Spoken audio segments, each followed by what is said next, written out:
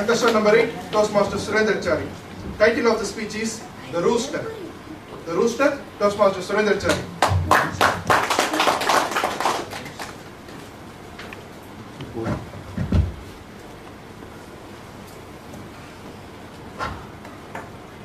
Mr. Contest Chairman, fellow Toastmasters and guests, a very good evening to all of you. Good evening.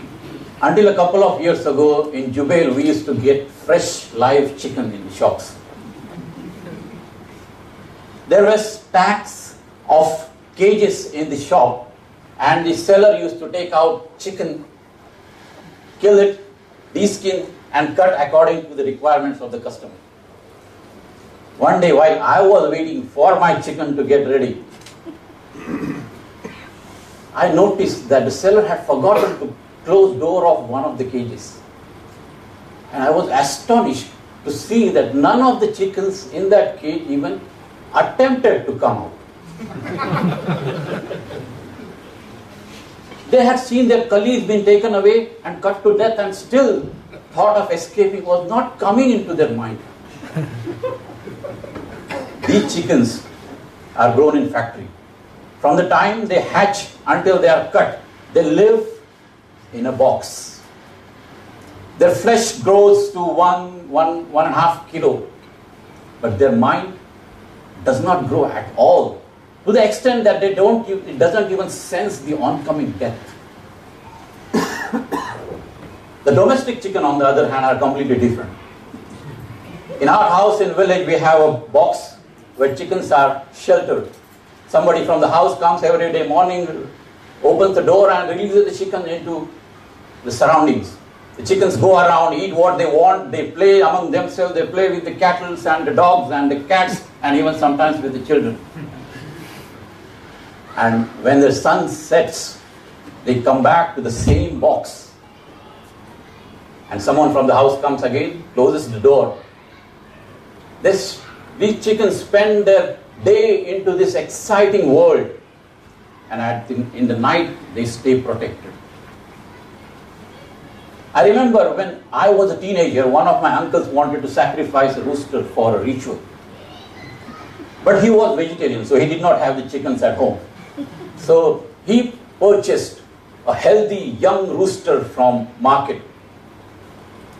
The rooster came with his legs tied with ropes, and he was so energetic that he flapped his wings to escape. The ritual was to take place on the bank of the river. And those were rainy days. The river was full of water. The width was about 70-80 meters.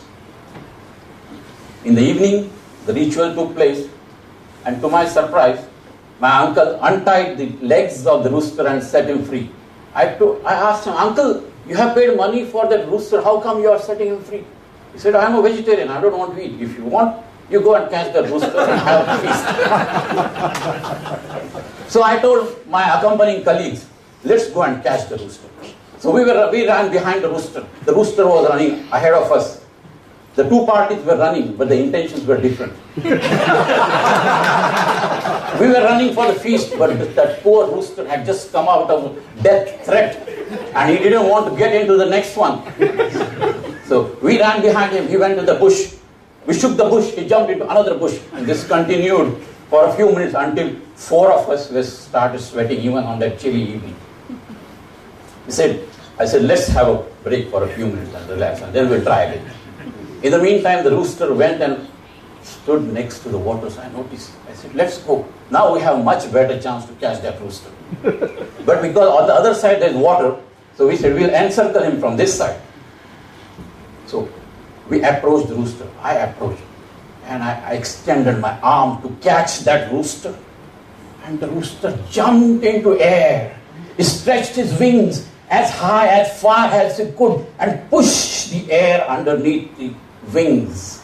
Brought all the energy of his life, or of his body, into the wings, and all his determination and willpower into his mind, and pushed. And again, he was airborne onto the waters and landed on the other side of the river. In a few seconds, he turned around, looked at us, and yelled, "Cuckoo, As if he was telling, you are the smartest creature in the world, but I have won this battle of life and death. You were 4 in number, much stronger than me, but I have won. I have won. Fellow Toastmasters and guests, the rooster's body was strong, definitely, but his mind and his determination was much, much stronger. He had decided that, come what may, I'm going to fly across this river and win this battle of life and death. In our life, we may have money power and muscle power, but only when it is synchronized and synergized with mind power, we achieve extraordinary success in our life. There are plenty of examples in the world where people without any significant qualifications have done far better than the scholars and the gold medalists. It is the strength of their mind and thoughts that gives them extraordinary flying advantage like that of the rooster.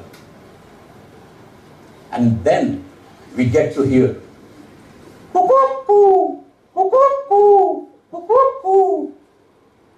Yes, I have won. I have won. I have won. Mr. Congress Chairman.